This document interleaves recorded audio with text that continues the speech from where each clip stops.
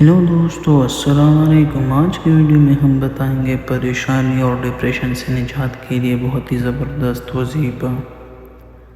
جی دوستو، پابندی سے جماعت کے ساتھ نماز پڑھنے کا اہتمام کریں اور بعد نماز دعا کیا کریں، انشاءاللہ قبول ہوگی۔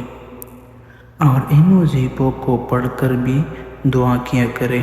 وظیفہ نمبر 1، 1414 مرتبہ 14 تسبیح اور 14 دانے یا وہاب کو پڑھا کریں، اور اول و آخر 7 دفعہ درود شریف ملا لیں، پھر دعا کریں۔ وظیفہ نمبر 2، یا لطیف بعد نماز عشاء 1111 مرتبہ پڑھیں، اول اور آخر میں درود شریف 11 مرتبہ ملا لیں، پھر دعا کریں، انشاءاللہ پریشانیاں دور ہوگی۔